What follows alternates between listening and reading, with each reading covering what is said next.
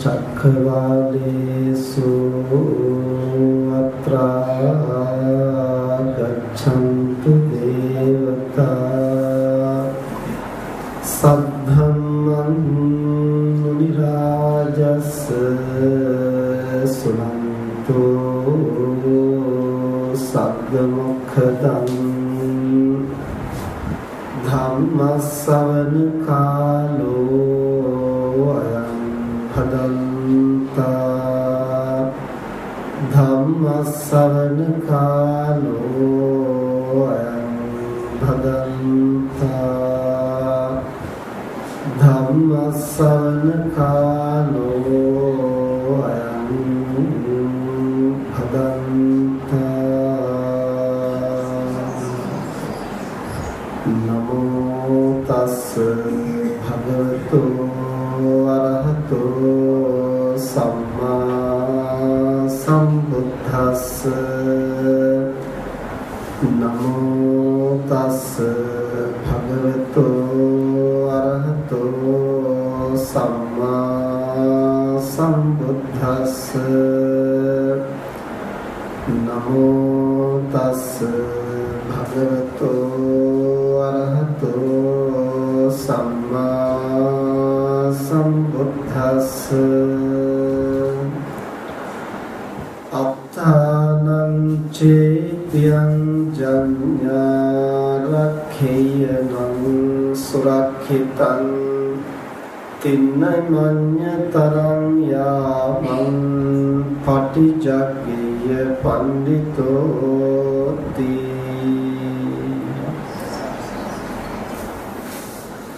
සද්ධාවන්ත පින්තුනි අද නන්දික නාගම මහත්මයා ඒ වගේම ගෞරී ඉන්ද්‍රරත්න මහත්මිය මේ සහෝදර සහෝදරියන් දෙදෙනා එකතු වෙලා තමන්ගේ ආදරණීය මෑණියන් වහන්සේ රූපා නාගමුව මේ මෑණියන් මූලිකත්වයේ තබාගෙන මේ අවශේෂ වැඩහිටි ඥාති හිත මිත්‍රාදීන් කල්යාණ මිත්‍රයින් අසල්වාසීන් බොහෝ දෙනා සම්බන්ධ කරගෙන අද මේ බඳු මහ පින්කමක් සිදු කරන්නේ මීට වසර 30කට පමණ ඉහතදී මිය පරලොව යන්නට යෙදුන මෙමෑණියන් වහන්සේගේ ආදරණීය ස්වාමි පුරුෂයා මේ දරු දෙදෙනාගේ දයාබර පියාණන් වහන්සේ විමල් නවගමුව මහත්මයා සිහිපත් කරලා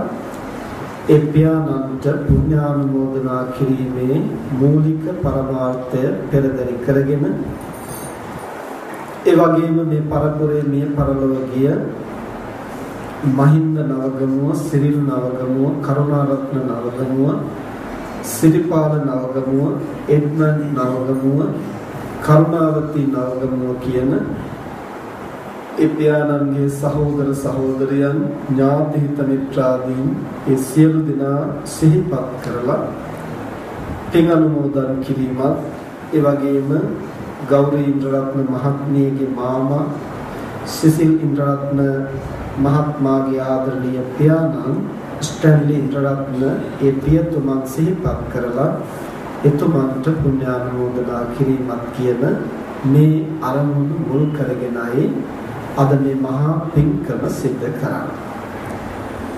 ඒ වගේම නන්දික මහත්මයාට ලොකු ඕනකමක් තිබුණා. තමන් ලංකාවට පදිංචියට පැමුණාට පස්සේ තමන්ගේ මෑණියන් වහන්සේ මුල් කරගෙන තමන්ගේ සහෝදරියත් සම්බන්ධ කරගෙන මේ බඳු මහ පින්කමක් සිදු කරන්න. ඒ වගේම අපි සමග සිහිපත් කළා ගෞරී ඉන්ද්‍රරත්න මහත්මිය තමන්ගේ සහෝදරිය බොහොම ඕනකමින් බොහොම උනන්දුවෙන් බොහොම ගෞරවයෙන් අද මේ පින්කම සිදු කරන්නට සියලුම කටයුතු සම්පාදනය කරලා මේ මෑණියන් වහන්සේ මූලිකත්වයේ තබාගෙන සියලුම කටයුතු කරන්නට එතුමිය විසින් ක්‍රියාත්මක වුණු බව. ඉතින් ඒ අනුව කල්පනා කරලා බලනකොට හැමදෙනාම බොහොම උනන්දුවෙන් බොහොම ඕනකමින් අද මේ පින්කම සිදු කරන බව පේනවා. නන්දික මහත්මයා අපි දැන හඳුනාගත්තේ පහුගිය දැන් මාස කිහිපයකට ඉහතදී එහෙම නැත්නම් ඒ අලුත් අවුරුදු සමයේ අප්‍රේල් මාසයේ ඒ ඩුබායි දේශයේ ධර්ම දේශනා සඳහා අපට මෙවර ආරාධනා කරන්නට යෙදුනේ නන්දික මහත්මයා ඇතුළු ඒ කල්යාණ මිත්‍රයින් කිහිප දෙනෙක් මූලික වෙලා ඒ අයගේ ධන පරිත්‍යාගයෙන් තමයි අපි මේ දේශයට වැඩමවාගෙන ගිහිල්ලා බොහෝ දිනාට දහම් අසන්නට අවස්ථාව සලස්වලා දීලා මහා ධර්ම දානමේ පින්කමක් සිද්ධ කරගත්තා. ඒක හුදෙක් පින්කමක් පමණක් නොවේ අදට එහි ජීවත් වෙන බොහෝ දෙනා නිතර කතා බහ කරලා සිහිපත් කරන්නේ ඒ දහම් කරුණු Tamanගේ ජීවිතයේ සමග මුසු කරගනිමින් Tamanගේ ජීවිතේ මතුවෙන බොහෝ ගැටලු निराකරණය කරගනිමින් ඊතා සතුටින් ඊතා සැහැල්ලුවෙන් දිවි පවත්වන්නට Tamanට ඒ ධර්මචාරිකාව මහෝපකාරී වුණු බව. ඉතින් ඒ හැම දිනෙකම පින් අනුමෝදන් කරන හැම මොහොතකම ඒ හැම කෙනෙක්ම Tamanගේ ජීවිතය දහමින් පෝෂණය කරගන්න හැම මොහොතකම ඒ හැම කෙනෙක්ම Tamanගේ ජීවිතයේ ගැටලු සම්බාධක හඳුනාගෙන ඒවා සමබරව ලෙහාගෙන ධර්මානුකූලව ජීවත් වෙන හැම මොහොතකම ඒ මහා කුසලය නන්දික මහත්මයාට ඒ සඳහා මූලික වුණු හැම දිනාටම නොමදල ලැබෙනවා. ඒක මම මේ මොහොතේ සිහිපත් කළේ නන්දික මහත්මයාට ඒ නැවත සිහිපත් කරන්නට නොවේ. මේ ආදරණීය මෑණියන් වහන්සේට සතුටු වෙන්නට පුළුවන්. මේ මහා කුසලයේ සතුටින් අනුමෝදන් වෙන්නට පුළුවන්.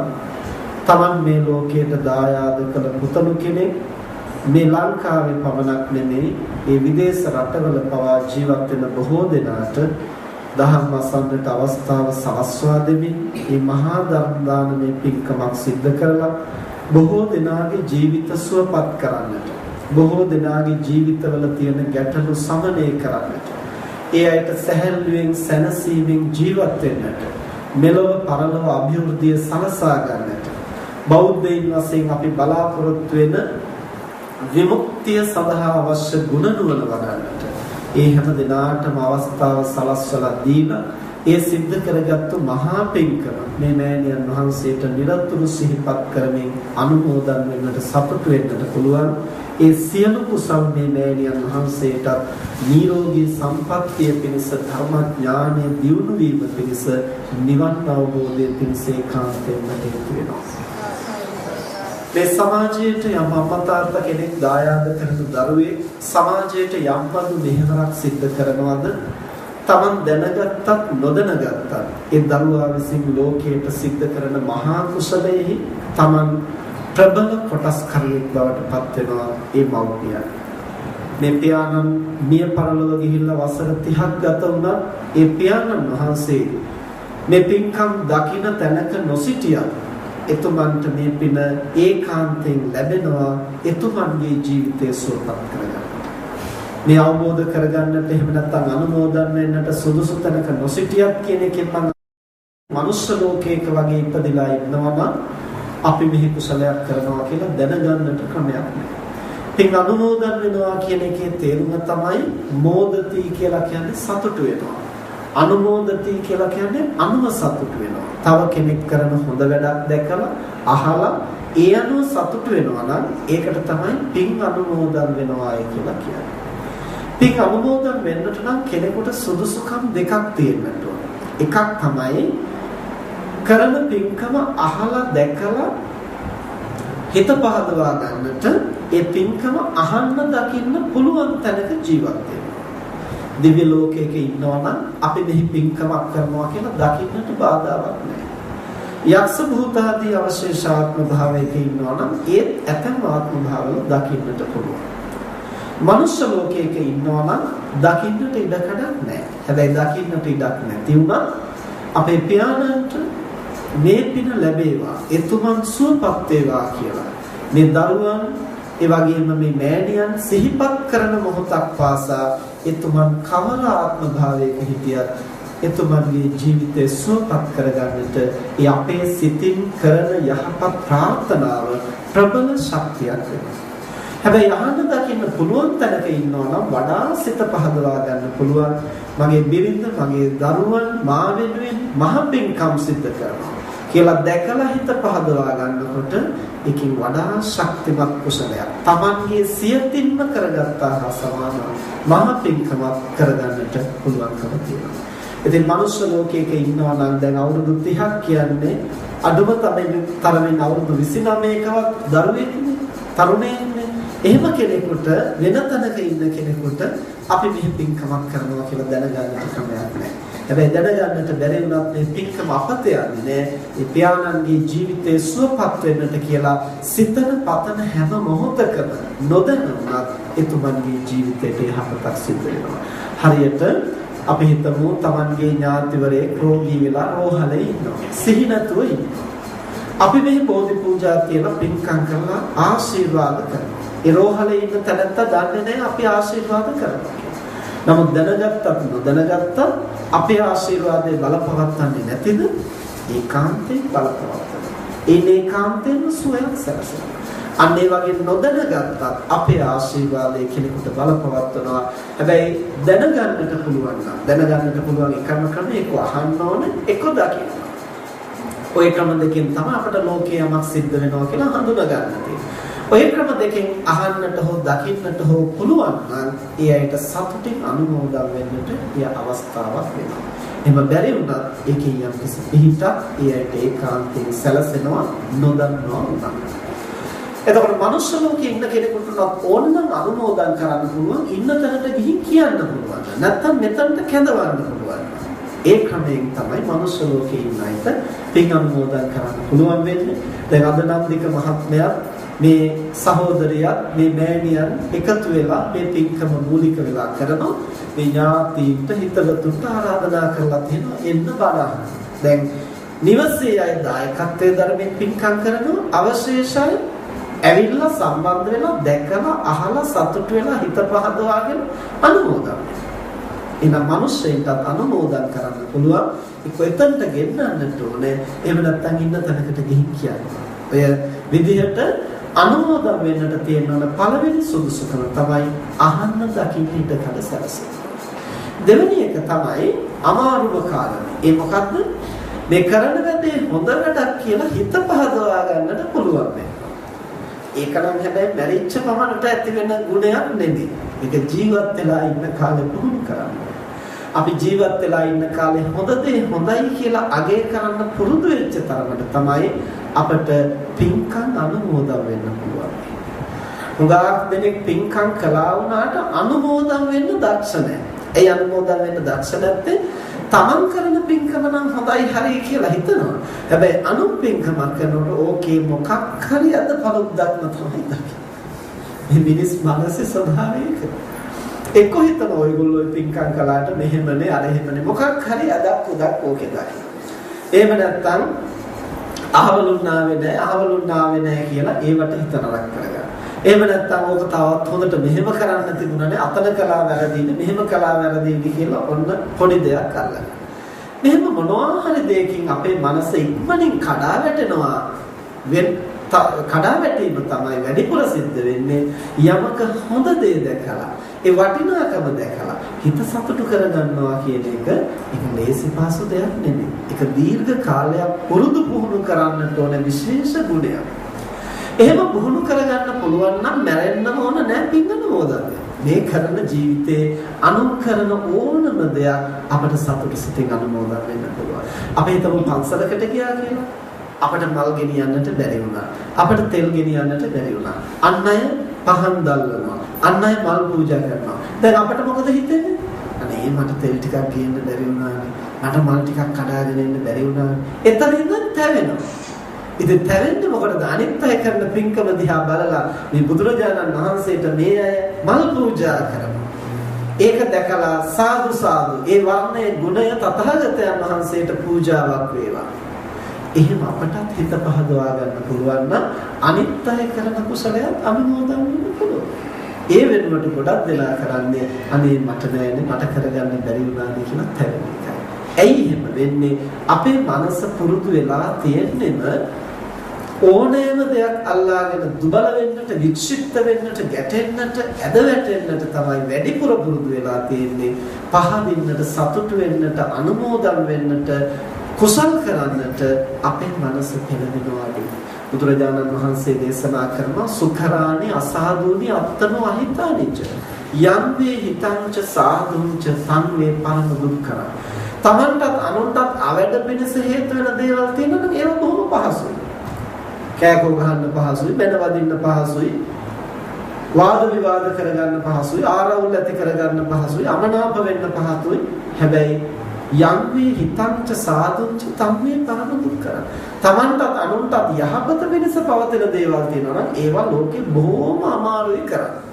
හොඳ හිත පවත්වා ගන්නවා කියන එක හරිම අමාරුයි. හිත නරක කර ගන්නවා කියන එක ලේසියි.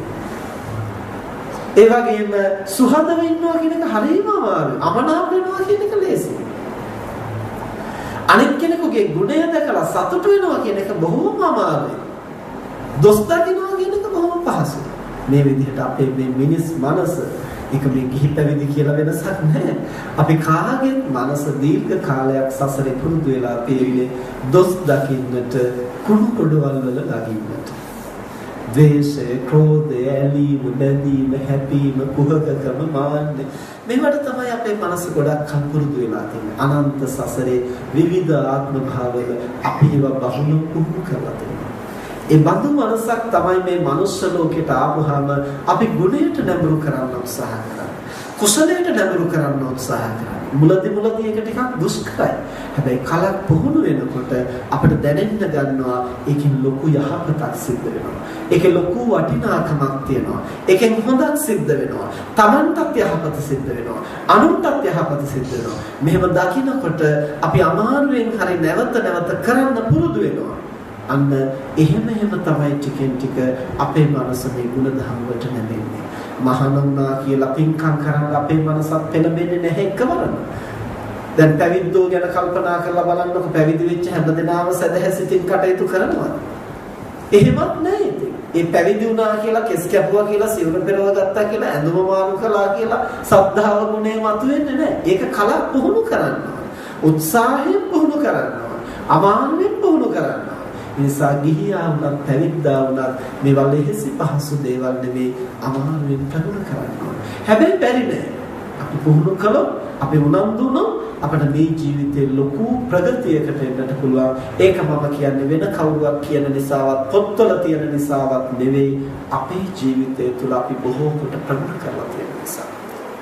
ගුණධම් වඩන්නට සදහැසිතින් අපි කටයුතු කරනවා නම් අපි කරන පින්කමක් ගෞරවයෙන් සද්ධාවෙන් හරියට කරනවා නම් ඒවෙන් අපේ ජීවිතයට ලැබෙන ශක්තිය මෙපමණයි කියලා අපිට ප්‍රමාණ කරන්න පුළුවන් කමක්. අපි එහෙම කුසල් කරන්න නැවෙනකොට අනිත් අය කරන කුසලයේ වටිනාකම් අපිට දෙගුණ වෙලා පෙනෙන්නට පටන් ගන්නවා. ඒ මිනිස්සුගේ ජීවිතවල ඕන තරම් අනුපාඩු තියෙන්නට පුළුවන්. ඒ කරන පින්කමේ ඕන තරම් අඩලුහුඩුකම් තියෙන්නට පුළුවන්. ඉතින් අපි මොකටද ඒව කරපින්නගන්නේ? අපිට ඒ කරන කුසලයේ හොඳ පැත්ත දකින්නට පුළුවන් නම් සතුටු සිතින් අනුමෝදන් වෙන්න පුළුවන්. අර පින්වතුන් අහලා ඇතිනේ අනාථපිණ්ඩික සිටුතුමා 54 කෝටියක් ධනෙ වියදම් කරලා ජේතවන මහා විහාරය හදලා බුද්ධ ප්‍රමුඛ මහා සංඝරත්නයට පූජා කළා. දුප්පත් මිනිස්සෙක් සතයක්වත් වියදම් කරගන්න බැරි මිනිස්සෙක් මේක දැකලා සතුටු වෙනවා. අනේ කොච්චර වටින පින්කමක්ද. සිටුවරේකට හැරෙන්න සාමාන්‍ය කෙනෙකුට මෙහෙම පින්කමක් ගැන හිතන්නවත් බැහැ. අනික කාටද මේ පූජා කරන්නේ? දෙවි මිනිසුන්ගේ පූජා සත්කාර ලබන්න සුදුසු බුදුහාමුදුරුවෝ. මොන තරම් වටින පින්කමක්ද. මෙහෙම පින්කමක් දකින්නත් අපි මොන තරම් පින් කරලා තියෙනවද? අන්නේ මිනිස්සයා අවංකවම සතුටු වුණා. ඒ කුසලයේ නිසා සඳහන් වෙනවා අනාථපිණ්ඩික සිටුතුමා 54 කෝටියක් වියදම් කරලා ඒ පින්කම් කරලා දේවාත්මය උපන්න අර මිනිස්සයා හිත පහදවාගෙන අනුමෝදන් වෙලා මහානුභාව සම්පන්න දේවතාවෙක් කියලා උපන්නා. එහෙනම් ඉතින් සල්ලි වියදම් කරන්න ඕනේ නැහැ. ඒවා පැත්තකින් තියලා හිත පහදවා ගත්තාම ඇතිනේ කියලා කෙනෙකුට හිතන්න පුළුවන්. හිත පහදවා ගත්තාම ඇති. හැබැයි සල්ලි වියදම් කරන්න ඕන තැන වියදම් කරන්නත් සිද්ධ වෙනවා. ඒක මසුරුකමට එහෙම හිතනවා නම් හොඳ නැහැ. හැබැයි වියදම් කරන්න ඕන තැන වියදම් කරනවා. හැබැයි සල්ලි වියදම් කරනවා කියන එක නෙවෙයි පින්කම කියන්නේ. ඒක ගැන නිවැරදිව කල්පනා කරන්න, නිවැරදිව හිතන්න, ඒකේ වටිනාකම්, ගුණාත්මකකම් තේරුම් ගන්න.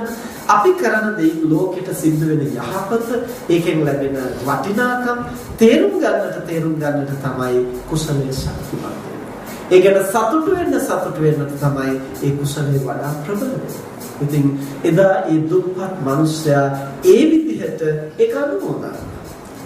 හැබැයි තව සමහරව ඉන්නවා හොඳ පින්කම් දැකලා අපෝ යොච්චර වියදම් කරන්නේ මොකටද උඹට? එහෙම අර අනුන් කරන පින්කම් තමන්ගේවත් සතයක්වත් වියදම් වෙන්නේ නැහැ. මේ අනුන් කරන එකටවත් හිත පහදවා ගන්න බැරි අය උන්ට බුදුහාමුදුරන්ගේ කාලෙත් එහෙම තියෙනවා. අසත්පුරුෂ මහා දානයක් දුන්න කොසල් රජුරු මේක ගැන හිත නරක කරගත්තු මිනිස්සු හිටියා. හිත පහදවා ගත්තු අයත් හිටියා. කොසල් රජුරුවන්ගෙම අමාත්‍යවරු දෙන්නෙක් හිටියා. එක්කෙනෙක් කල්පනා කරනවා මේ රජුවන්ට පිස්සුද මන්ද මේ තරම් වියදම් කරන්නේ මොකද? ඒ මොකද රජුරු එක දවසට 14 කෝටියක් වියදම් කළා මේ දානෙට. 14 කෝටියක්. බුදුහාමුදුරුවෝ ප්‍රමුඛ 500ක් වික්ෂුන්ට දන් දෙන්න එක දවසට 14 කෝටියක් වියදම් කළා. ඉතින් බැලුවම ඇත්තනේ කතාව 500කට කන්න දෙන්න 14 කෝටියක් මොකට වියදම් කරනවා. මේ අමාත්‍යවරු එහෙම කල්පනා කළා මේ පින්කම ගැන හිතනවා කරගත්තා. හැබැයි තම අමාත්‍යවරේ අනේ මොන තරම් වටිනවද මෙහෙම මහා පින්කමක් දකින්නටවත් ලැබිච්ච කියලා හිත සතුටු කරගත්තා. පස්සේ රාජ්‍යරුවන්ට මේ ගැන ආරංචි වෙලා අර හිත පහදවාගත්තු අමාත්‍යවරයාට කතා කරලා බොහෝ තාන්න මාන්න දුන්නා. තමසෙට පුළුවන් සත්පුරුෂ මනසක් තියෙනවා අනුන් කරන පින හරි අනුමෝදන් වෙන්න තරම් සත්පුරුෂයෙක්. ඒ නිසා මේවත් අරගෙන සුවඳින් සුවසේ ජීවත් වෙනවා කියලා ඒ මනුස්සයාට තෑගි දුන්නා. අර හිතන රක් කරගත්තු දුෂ්ට මනුස්සයාට කතා කරලා කියනවා ඔබ වගේ අසත්පුරුෂයෙක් මගේ රාජ්‍යයවත් ඉන්නට එපා, මගේ අසුරට සුදුස්සෙක් නෙවෙයි කියලා පිටු කරනවා. දැන් එතන මේකේ විපාක ලැබුණා. ඒ අනුන් කරන කුසලයට සතුටු වෙච්ච එකෙන් බොහෝ සම්පත් එවෙලේම ලැබුණා. හිතනරක් කරගත්තකින් රටේ ඉන්නටවත් නැතුව අමුදරුවන් අහිමි වෙලා, ධන සම්පත් අහිමි වෙලා වහනෙක් හැටියට පිටරටකට පිටුවහල් වෙන්න කිසි. එයිද? කුසලයට හිතනරක් කරගැනීමේ දෝෂය. ඒක අකුසලයක්. කුසලයට හිත පහදවා ගැනීම ඒ බඳුම මහ කුසලයක්. ඒකයි අනුමෝදන් වෙනවා කියලා කියනවා. ඒ නිසා සත්පුරුෂෝ එදත් කුසල අනුමෝදන්, අදත් අනුමෝදන් වෙනවා. අසත්පුරුෂෝ එදත් පින්කම් ගැන හිත නරක කරගත්තා, අදත් ඕන කෙනෙකුට හිත නරක කරගන්න පුළුවන්. මට මතකයි අපේ පන්සලේ අපේ නායක හාමුදුරුවන්ගේ වැඩිහිටි ගෝලයෙක් හිටියා. උන්වහන්සේ අපවත් වෙච්චලා 3 මාසෙ දානයක් දුන්නා 159. ඒ දානේ දැකලා එක තරුණෙක් කියලා තිබුණා මේ තියන අයටම දෙන්නේ. මේ හාමුදුරන්ට ඔය තරම් වියදම් කරලා දෙන්නේ අහවල් දෙකද? මොකද හාමුදුරන්ට කන්න නැද්ද? ඕනතරම් දානේ හම්බ වෙනවා. ඒ තියන තරටම තමයි ගොඩ ගහන්නේ. ඔය සල්ලි ටික ගෙනිහිල්ලා දුගී මගීන්ට දන් දුන්නා නම් නැති බැරි කෙනෙකුට දුන්නා නම් කොච්චර හොඳද? බැලුවට මේක හොඳ සත්භාවයෙන් කරන කතාවක් වගේනේ අපට පේන්නේ. හැබැයි මෙතන මොකද්ද තියෙන්නේ? ඊර්ෂ්‍යාව. හොඳ දේ අනුමත කරන්නට බැරි. ඒ දුප්පතුන්ට දෙන එක නරක දෙයක් නෙමෙයි පින්නත. දුප්පතුන්ට දෙන එක හොඳ දෙයක්. හැබැයි දුප්පතුන්ට දෙන එකත් හොඳයි, පොහොසතුන්ට දෙන එකත් හොඳයි. දීම අපිට ප්‍රතික්ෂේප කරන්න බෑ. දුප්පතුන්ට දෙන්නට කියලා අපි පොහොසතාට එහෙම නැත්නම් සත්පුරුෂයාට එහෙම නැත්නම් ගුණවතාට දෙන එක වළක්වන්න හදනවා නම් අන්න එතනයි ප්‍රශ්නේ තියෙන්නේ. දුප්පතාට දෙන එක වරදක් නෑ. දුගියාට දෙන එක වරදක් නෑ. හැබැයි පැවිද්දාට දෙන එක වළක්වලා දුගියාට දෙන්න හදනවා නම් එතන තියෙන්නේ අසත්පුරුෂකම. එතන තියෙන්නේ ඊර්ෂ්‍යාව.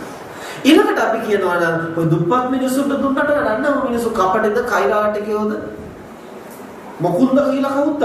ඔයිට වඩා වටිනවනේ හාමුදුරුවන්ට දෙන එක. අර පන්සලේ හාමුදුරුවන්ට ගිහින් දීපල්ලා කොයිට වඩා පෙන්සිල් දෙනවා. අර දුගියට දෙන එක වළක්වලා හාමුදුරුවන්ට දෙන්න හදනවා නම් ඒක සත්පුරුෂකමක් නෙමෙයි. හාමුදුරුවන්ට දෙන එක හොඳයි. හැබැයි අර අසරණෙන්ට දෙන එක වළක්වලා ඒක නවත්තලා එහෙම දෙන ඒක සත්භාවයක් නෙමෙයි. එතන තියෙන්නේ මොකක් හරි මනසේ ගැටලුවක්. එනිසා පින්කම් කරනකොට අපි පරිස්සම් වෙන්නට ඕනේ. අපි කැමති කෙනෙකුට දෙන්නට පුළුවන්, ගුණවතුන්ට දෙන්නට පුළුවන්. ඒක හොඳයි. සිල්වතුන්ට දෙන්නට පුළුවන්. ඒක හොඳයි. හැබැයි නැතිබැරි මිනිස්සුන්ට දෙන්න ඕනේ.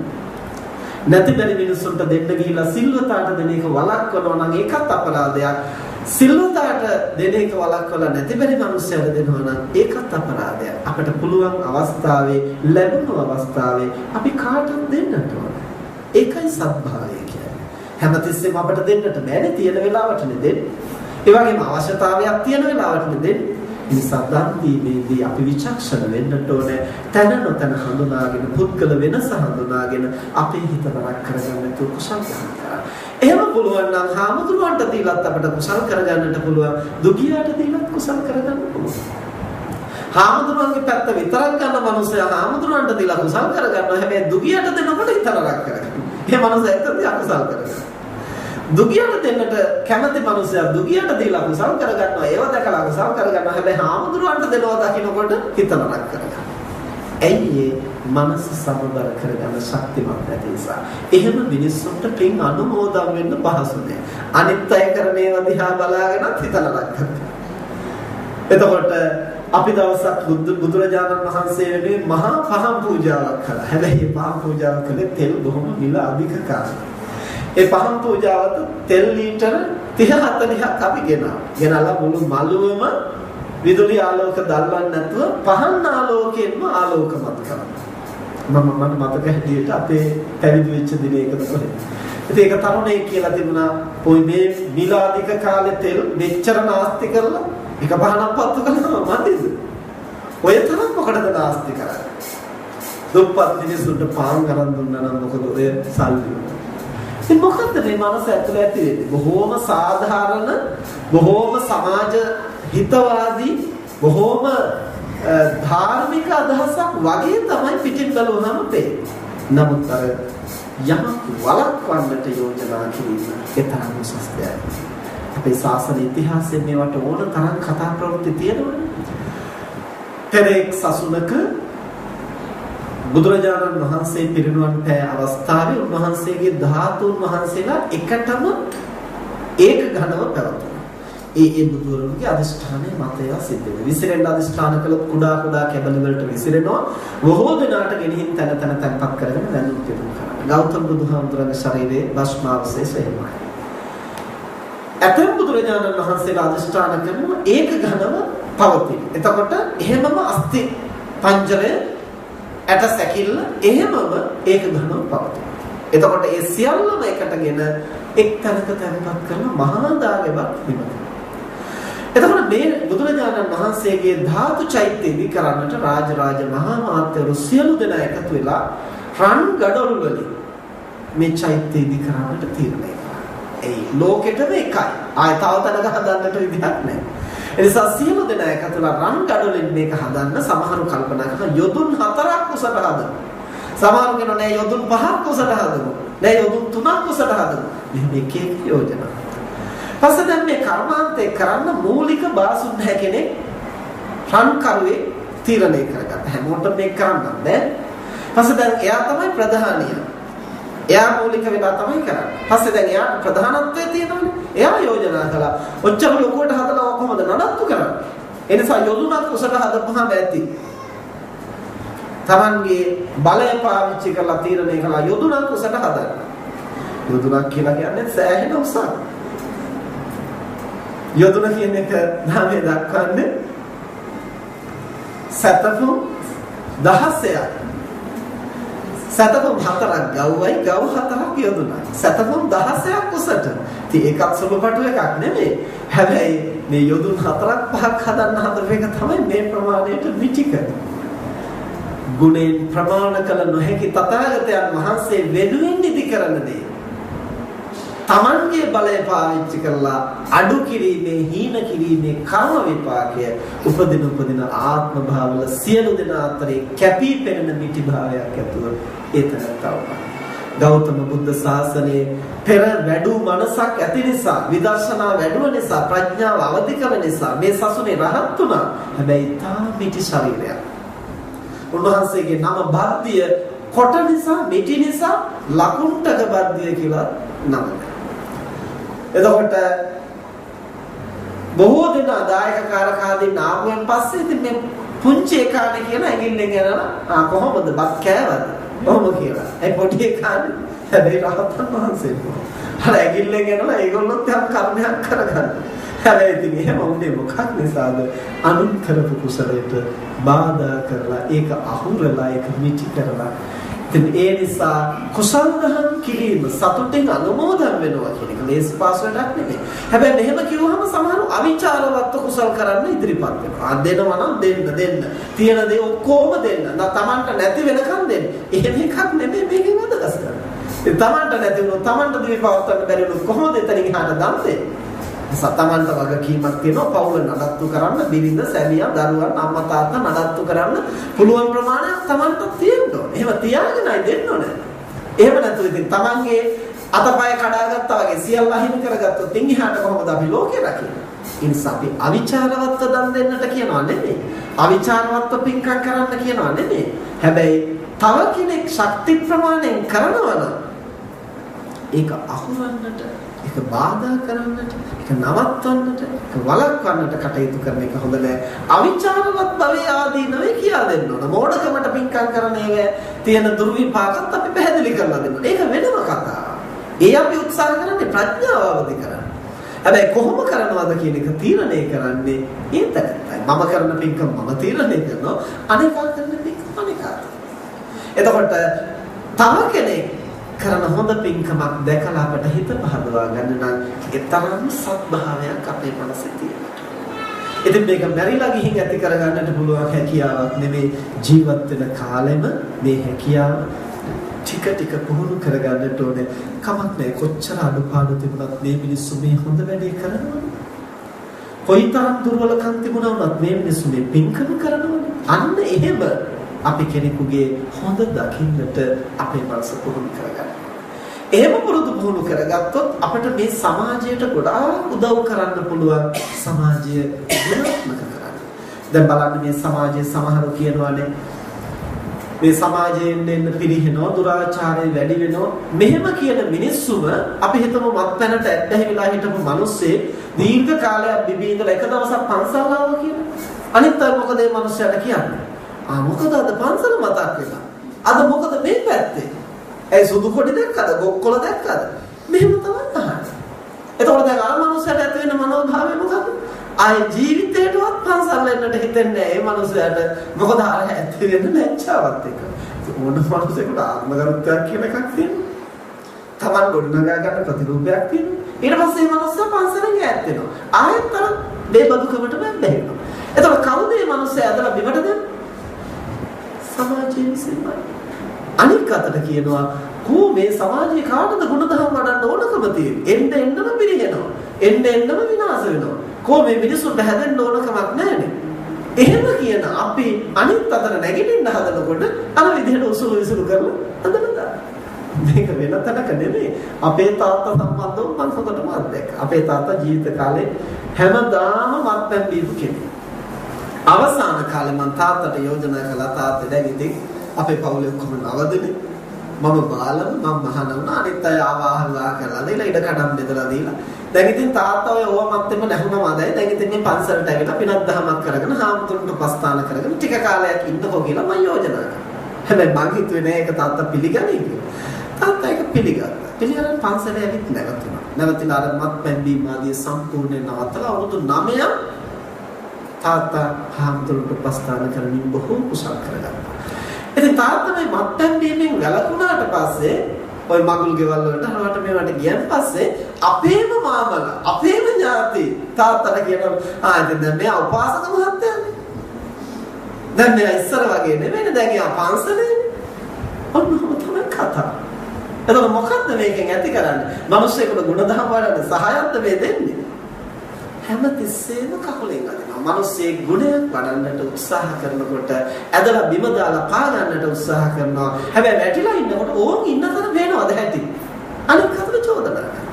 එයි මෙහෙම වෙන්නේ මිනිසුන්ට සත්භාවයෙන් සත්පුරුෂ භාවයෙන් කරනවා වෙනුවට හොඳ දේ මතු කරනවා වෙනුවට මේ මිනිස් මනස වැඩි හරියක් පුරුදු පුහුණු වෙලා තියෙන්නේ අගුණය දකින්නට නරක දකින්නට අනුන්ගේ කුණු අවුස්සන්නට කුණු හොදන්නට ඒවම ආහාර ඒවම අවුස්ස තමනුත් කුණු නාන්නට තමයි හැමතිස්සෙම පුරුදු වෙලා තියෙන්නේ. අන්න එහෙම නිකන් කුණු වෙච්ච සිත් බොහෝ දෙනාට තියෙනවා. අපේ මනසේ උනත් මේ නෂ්ටාවශේෂ තියෙන්නට පුළුවන්. තේරුම් අරගෙන පරිස්සමෙන් ඒවා අයින් කරගෙන අඩු කරගෙන තව කෙනෙකුගේ හොඳ දකින්නට, හොඳ අගය කරන මට්ටමට, හොඳට උදව් කරන මට්ටමට, නරකින් ගොඩ ගන්න පුළුවන් මට්ටමට අපේ මනස පුහුණු කරන්න. අපට පුළුවන් නම් අර මනුස්සයා ජීවිත කාලෙම මත්පැන් බිඳී ඉඳලා හරි එක දවසක් සිල් ගත්තා නම් ඇයි අපිට අගය කරන්න බැරි? අනේ මේ එක දවස් හරි සිල් ගන්න අපේක කොච්චර වටිනවද? ඊළඟ මාසෙත් එන්න. මේක නවත්තන්න එපා. අපි උදව් කරන්න. කොච්චර වටිනවද ආපු එක? එක දවසක් හරි. ඊතුරු දවස් 29ම බිව්වත් කමක් නැහැ. මේ එක දවසේ පන්සල් යන්න. මෙහෙම ඇගීමක් කරන්න පුළුවන් නම් ඒ මනුස්සයා ඊළඟ දවසේ පන්සලට එනවා. මෙහෙම වාර කිහිපයක් එනකොට අපිට පුළුවන් දැන් ඉතින් පොයි දවසට කල්ලාතුන දවසේවත් බීම නවත්තන්න. ඊතුරු දවස් 28ම බිව්වත් කමක් නැහැ. සිල් ගන්න එනකොට ඉස්සරින් දවසේ බොන්න එපා. ඒක හොඳ නැහැ. ඒ දවසේ රැකෙන්න. මෙහෙම කිව්වොත් ඒ මනුස්සයෙක් උත්සාහ කරලා බලනවා. එතකොට මේ මනුස්සයා මාසෙට දවස් 2ක් බොන්න නැතුයි. මෙහෙම පුහුණු කළොත් අපිට තව මනුස්සයෙක් හොඳ මගට ගන්නට පුළුවන්. ඇයි අපිට එහෙම අත දෙන්නට බැරි?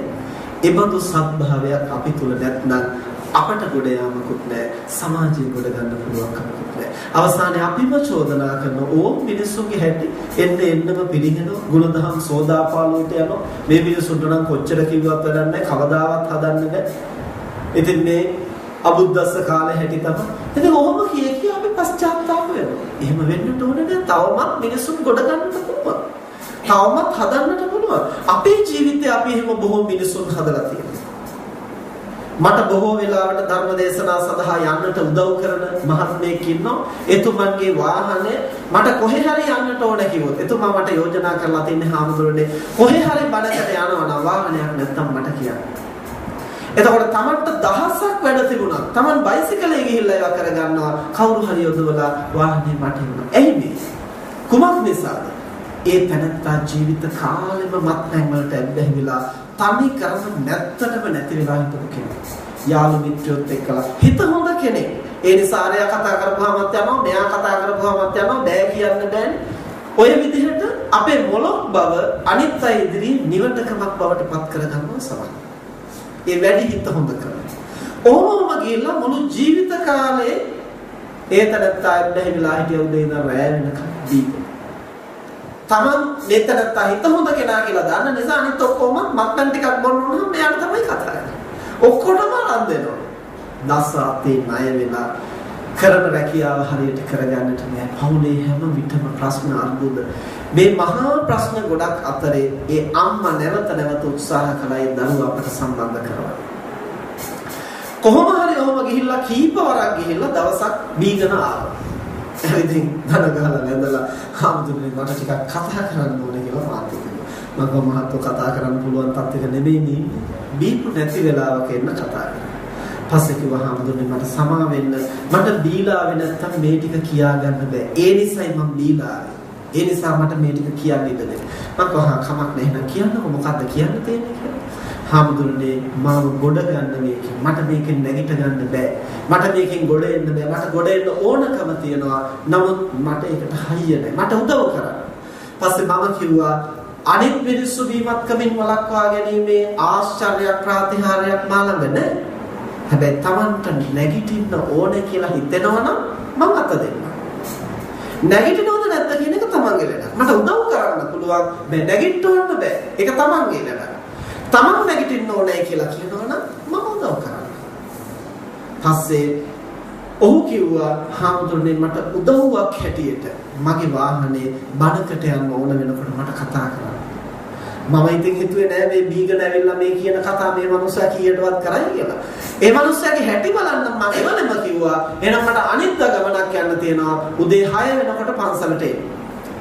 මේ තරත්තා එදා බොහොම සතුටින් ගෙදර ගිහිල්ලා අම්මටත් කියලා නෝනටත් කියලා දරුවන්ටත් කියලා අනිද්දා උදේ 5ට මට අවදි කරන්න උදේ 5 වෙනකොට නැගිටලා නාලා පිරිසුදුලා සුදු ඇඳුමෙන් සැරසිලා 6 වෙනකොට වාහනේ අරගෙන පස්සට මම ඒකෙන් තේරුම් කරගත්තා මේ මිනිස්සයා යම් ප්‍රමාණයකින් හදන්නට පුළුවන් කියන දේ අහන මිනිස්සෙ.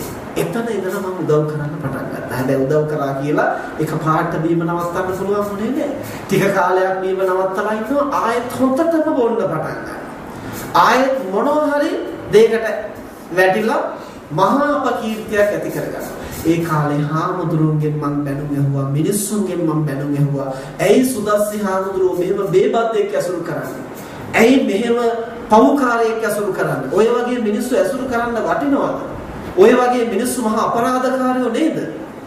ඒ තරත්තාගේ නම කියනකොටම කවුරුත් දන්නවා හොඳට හොඳයි නරකට නරකයි. කියපු ඕනම දෙයක් කරන්න පුළුවන්. ඒ જાතියේ මිනිස්සු. ඇඟපත දිහා බැලුවා එහෙමයි, වැඩ බැලුවත් එහෙමයි, පිම්පව් කියලා අය දෙකක් නැහැ, හිතිච්ච දේ කරනවා. ඒ මට්ටමට. හැබැයි මේ මිනිස්සයා අතහරින්නට මම හිතුවේ නෑ. ඇයි? ඒ මිනිස්සයාගේ ගුණයක් මම දැක්කා. කියන දේ තුල ටික ටික හරි පවතින උත්සාහ කරන දුර්වලකම නිසා වැටෙනවා. හැබැයි කොහොම හරි ඔහොම උත්සාහ කරලා මේ වෙනකොට ඊටාම හොඳ තත්ත්වයක පවතිනවා. අද සියලු දෙනා ප්‍රශංසා කරනවා හාමුදුරුවෝ කරපු වැඩේ නම් අඟුලිමාල දමනය කළා වගේ වැඩක්. බොහොම දුෂ්කර වැඩක්. මේ මිනිස්සයාද මේ තත්ත්වේ ඉන්නවා කියන එක පුදුමයි. අපිට මිනිස්සුන්ට උදව් කරන්න පුළුවන්. ඒව කරන්නට නම් අපි තුල යම් කිසි සත්භාවයක් තියෙන්න ඕනේ. මිනිස්සුන්ගේ වටිනාකම් තේරුම් ගන්න. දුර්වලකම් තියෙනවා. මිනිස්සු දුබලකම් වලට ඇද වැටෙන්නට හේතු තියෙනවා. ඒවා හඳුනාගත්තොත් අපිට ගොඩ ගන්නට පුළුවන්. අපි තුල දුර්වලකම් තියෙන්නට පුළුවන්. ඒ දුර්වලකම් වල හේතු මොනවද? ඒවා හඳුනාගත්තොත් අපිට ගොඩ එන්නට පුළුවන්. ඒ නිසා මේ මිනිස් මනස කියන්නේ සකසන්නට පුළුවන් මනස. හරියට තේරුම් ගත්තොත් අපි ඕන කෙනෙකුට රැකෙන්නට පුළුවන්, ඕන කෙනෙකුට වැඩෙන්නට පුළුවන්, ඕන කෙනෙකුට පව්කම් වලින් වැළකීලා අකුසල් දහම් කරන්න පුළුවන්.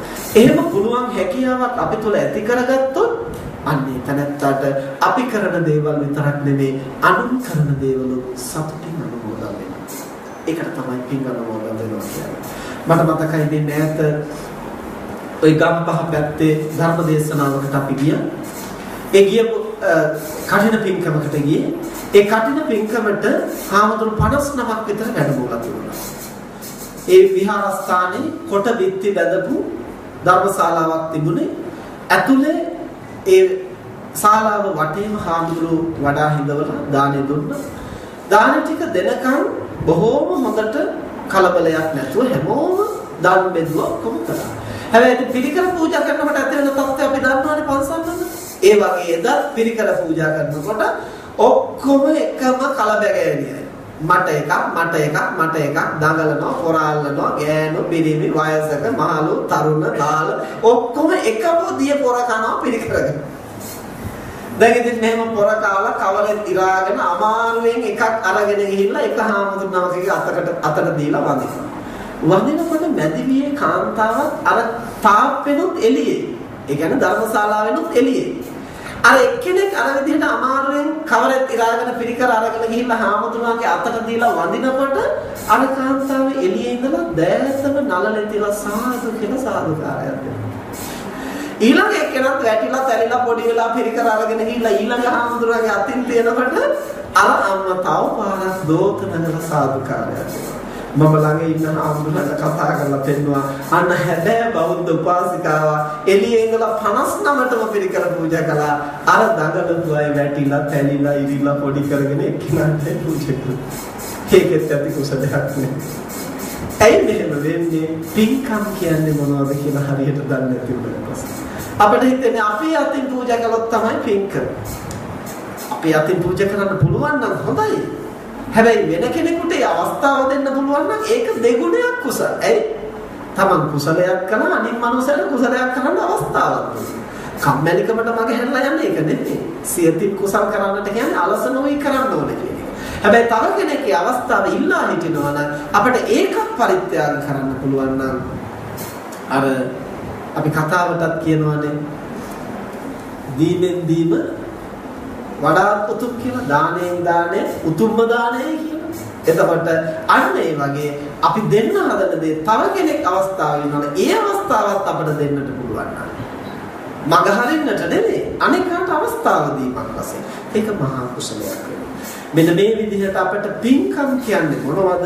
ඒවා තියෙන වටිනාකම් මොනවද කියලා හරියටම තේරුම් බේරුම් කරගන්නට පුළුවන් නම් එබඳු තැනත්තාට ජීවත් වෙලා ඉන්න කාලේ බොහෝ පින් අනුමෝදන් වෙනවා. අනිත් අය කරන කියන හැමදේම සතුට සිතින් අනුමෝදන් වෙන්න පුළුවන්.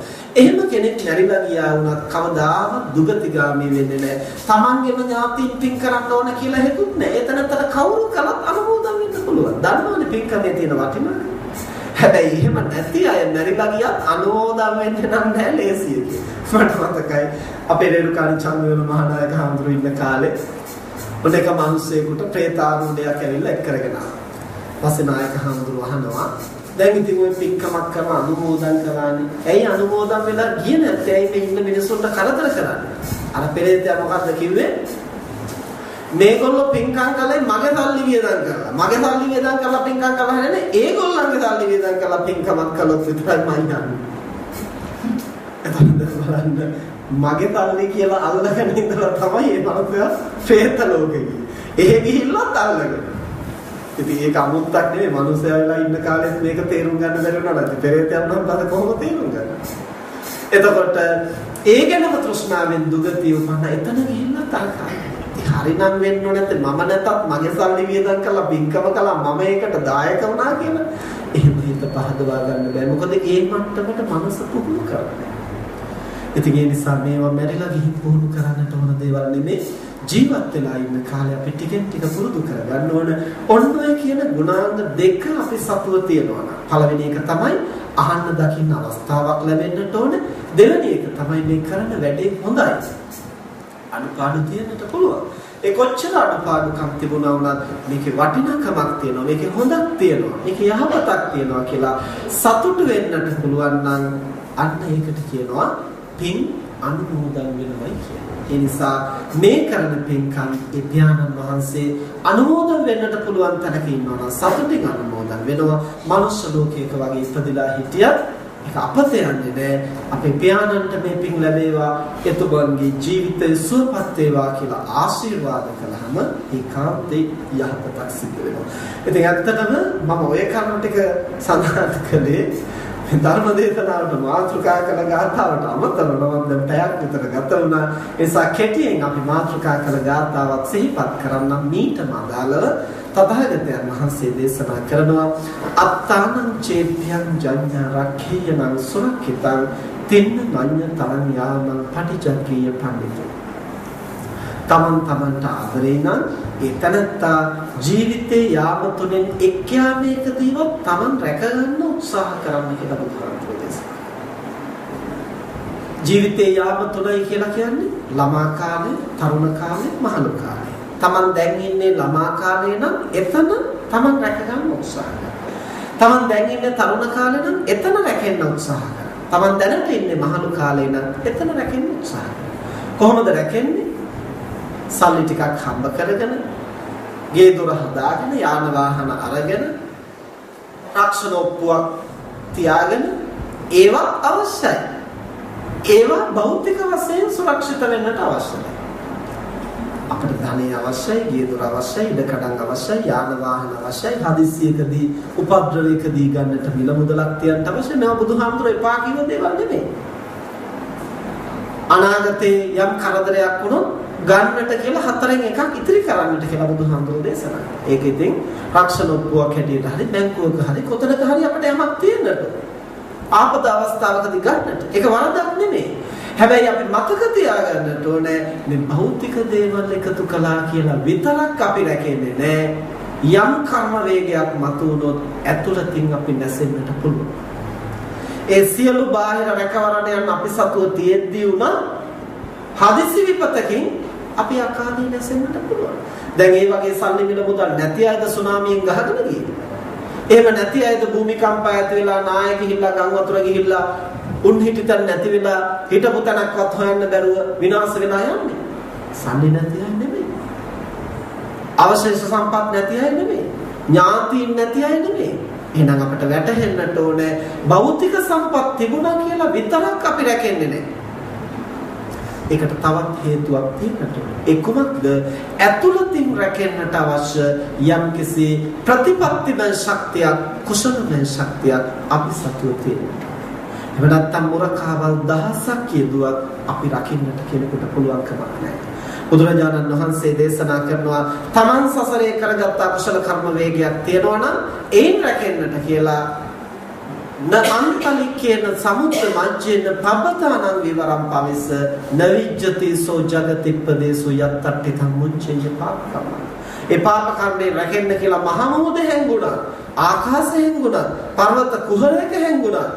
හැංගිලා බේරෙන්න බෑ. එයි ඒ හැංගෙන තැනමයි අපේ මනස තියෙන්නේ.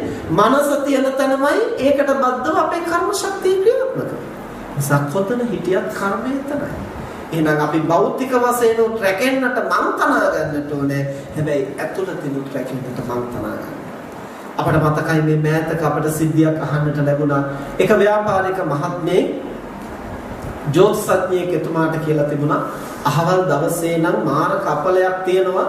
පරිස්සම් වෙන්න, හදිසි අනතුරක් වෙන්නට පුළුවන්, ජීවිතේ නැති වෙන්නට උනත් ඉඩ තියෙනවා. මෙහෙම කිව්වහම මේකෙන් කියන්නේ ජෝතිෂඥයෝ කියන හැමදේම පිළිගන්න කියන එක නෙමෙයි. විද්‍යාවක් හැටියට ජෝතිෂයේ ගැඹුරු ශාස්ත්‍රයක් තමයි. හැබැයි ඉතින් කියන හැමදේම කියන හැම කෙනාම හරියට කියනවාද නැද්ද කියන එක ඉතින් වෙනම කතාවක්. ඒ තරත්තාගේ දැනුමේ හැටියට දැන් දහම වුණත් එක එක්කෙනා වැරදි විදිහට කියන්න පුළුවන්. ඒක දහමේ දෝෂයක් නෙමෙයි. ඉතින් කොහොම හරි මේ තරත්ත හරියට මේ කාරණේ කිව්ව නිසා මේ ව්‍යාපාරිකයා හදිසි අනතුරක් කියනකොට මතක් වුණේ වාහන තියෙනවා ගිහිල්ලා හැප්පෙන්න පුළුවන්. ඒ නිසා දිනේ ලියාගෙන ඉඳලා එදා වාහන ටික ඔක්කොම ගෑරේජ් එකට දාලා දොර වහලා ගෙට වෙලා හිටියා. දැන් හදිසි අනතුරක් වෙන්න විදියක් නැහැ. හැබැයි ඇඳට වෙලා පොතක් කියනකොට ෆෑන් එකේ පෙත්ත ගැලවිලා බෙල්ල වැදිලා බෙල්ල කැපිලා පරලෙනවා. ඒක මේක බියපත් වෙන්නට කියනවා නෙමෙයි. දැන් මොකද්ද ඔහු පිළියම් හැටියට යෙදුවේ? බාහිරින් රැකෙන්නට උපක්‍රමය. බාහිරිනුත් අපිට රැකෙන්න උපක්‍රමය ගන්න ඕන. හැබැයි ඒකෙන් විතරක් රැකෙන්න බෑ. ඇතුළතිනුත් රැකෙන්නට යම් ශක්තියක් තියෙනවා. ඒ ශක්තිය අපි හදාගන්න. දැන් මේ 2012 වර්ෂේ විපත් එනවා ලෝකේ විනාශ වේදෝ කියලා දුම්නස් වෙලා හරියන්නේ ලෝකෙම කන පිට හැරුණා අපට රැකෙන්නට යමක් අපි කරගෙන තියනවා නම් තමන් රැකෙනවා.